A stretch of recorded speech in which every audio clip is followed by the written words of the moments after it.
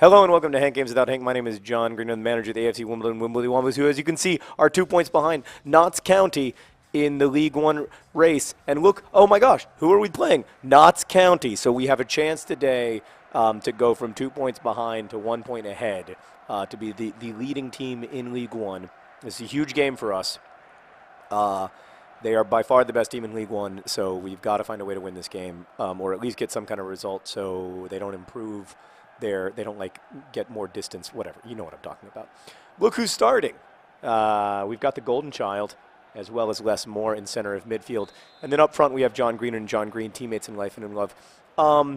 Today I'm actually going to, this is a topic suggested by Ball John Green. You know, Ball John Green's had a fascinating career because he played at Barcelona for 300,000 euros a week, and now he plays at AFC Wimbledon for 1,000 euros a week, which is still, to be fair, you know, very, pretty good living. But it was suggested by him because he's seen many sides of the income. Many like socioeconomic classes in around the world, around Europe and the United States. Ball John Green also grew up, of course, in a very working class home. Oh! That was a big shot. I must have held the red button for too long. Economic inequality is a huge, I think it's a huge issue in the whole world, but it's a huge issue, at least where I live in the United States, because economic inequality has dramatically increased since about 1980. In the U.S., it's gone from it's to the point now where 1% of American households control something like 40%. 40% of American wealth, and the next 5% control another 50%. So the top like 6% of American households control. I think I'm not. By the way, all of this, of course, prefaced with the fact that I'm a semi-professional FIFA player and sponsor of AFC Wimbledon, not an economist. I might be wrong about any of this stuff. Happy to upload annotations if and when I am. But there's massive growing wealth disparity in the U.S. Lots of people don't, or some people at least don't see this as particularly problematic because it's the free market at work, and capital should flow efficiently and into the appropriate hands, and it should end up in the places where it should end up, with the people who should end up with it, and those people will then allocate the capital effectively, and the economy will grow in the overall size. The idea of that is that the overall size of the economy in an efficient market will grow, and as it grows, people's lives will get better. And I do think that, to be fair, in some ways people's lives, or lots of ways, people's lives have gotten better. Overall, the average American life, I think, has improved in important ways since 1980. I think there have been, obviously huge technological shifts so that most people can, in the U.S., can afford, for instance, a smartphone, whereas in 1980 they could never have afforded a computer with even like a tenth the power of that they can now fit in their hands. And maybe some of that is down to the efficient distribution of capital and good incentives and all of that stuff. I'm not convinced that the world would look that different if there were less income inequality, because there's much less income inequality in some other countries, including Sweden, Finland, Norway, Denmark, and they still seem to have pretty healthy tech sectors, pretty healthy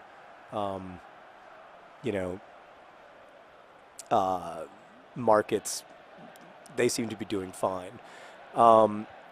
I think I've made this point many times to my well-heeled friends. I think income inequality is a threat not just off the post, not just to the poor, but in fact also to the rich, and that I don't really understand why, for instance, people who work on Wall Street or in investment banks or who make a lot of money would complain about higher taxes or see higher taxes as a burden or as a bad idea.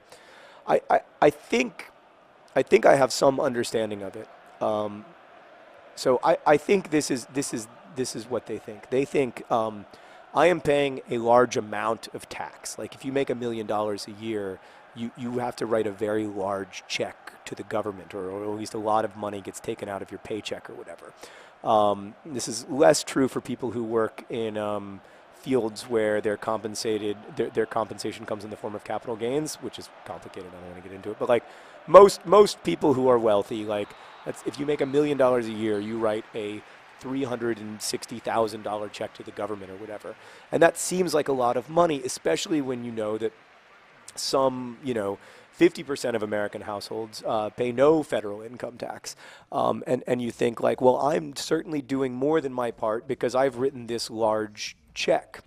And it's so much money and so much of quote unquote my money.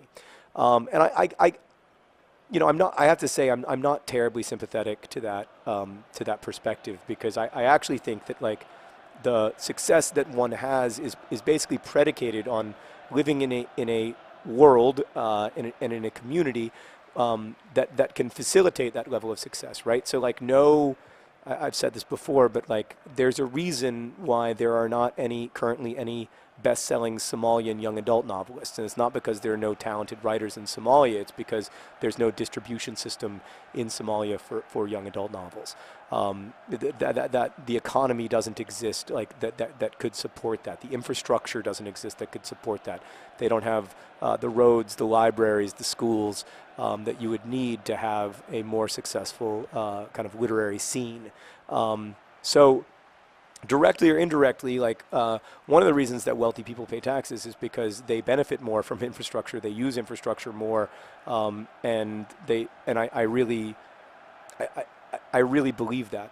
But like to me, like if you're going to appeal, what am I getting a yellow card for being incredibly talented? Oh no, my opponent is getting a yellow card for having just absolutely hideous uniforms. And I think at this point we have to agree that the referee has made a bold decision, but the correct one. Speaking of bold decisions, how about Notts County's uniforms? My God. So, yeah, it has to be, and somehow it isn't, because he went on his weak foot. Oh, he's a left-footed man who tried to kick the ball with his right foot, and you just saw right there the great weakness of Bald John Green.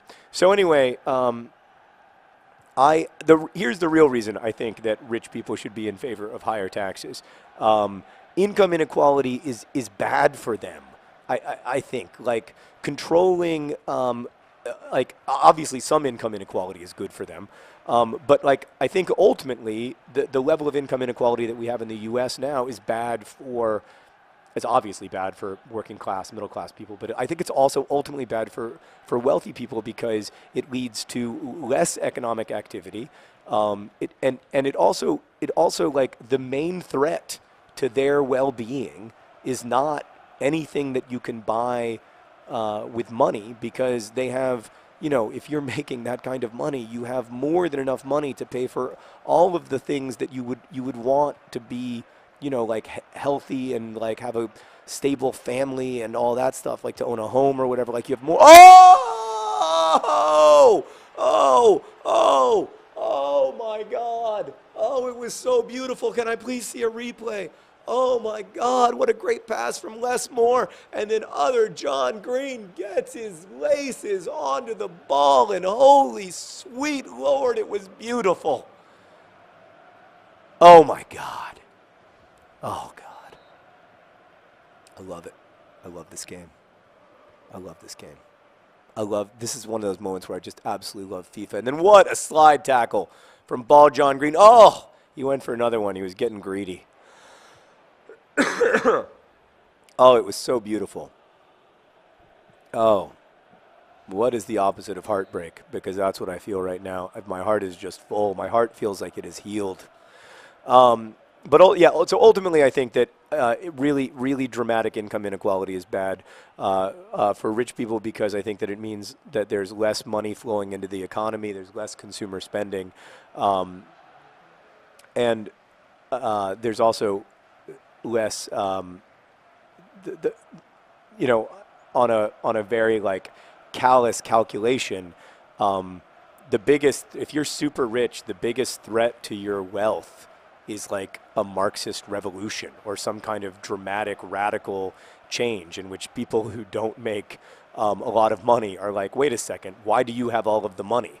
You don't have, like you don't necessarily like deserve this, which I for the record, I think, lots and lots and lots of, I basically don't think anyone deserves like, no one deserves it. Like maybe it happens, but like it didn't happen because you deserved it. It happened because like of, a series of factors, including like privilege and yes, hard work, but also like incredible good luck and privilege and like so like yeah. So why wouldn't like people come and say like no wait a second, like this is crazy, like you're not doing your part, and instead of like letting you pay an appropriate amount of taxes, we'll just make you pay all the taxes, or like we'll take your money from you.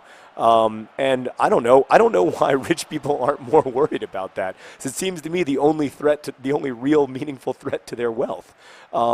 So yeah, I just think I think in general, like I don't think that income taxes are necessarily the best way to address income inequality. Although I think it's a fairly effective way. I think that you also I think there are also like overall like asset taxes that can work well and other stuff, but it's a difficult and complicated problem, but I think it's a big problem, and I think that it's one, you're starting to see it being taken seriously, but it's so difficult now, I think, in Washington to get anything done that it's hard to have a meaningful conversation about it. But yeah, well, thank you for watching. We beat Notts County. We're top of the league. We're top of the league. AFC Wimbledon. We're top of the league. Hopefully soon I'll be able to sing better. I mean, I can never sing well, but, better. Best wishes.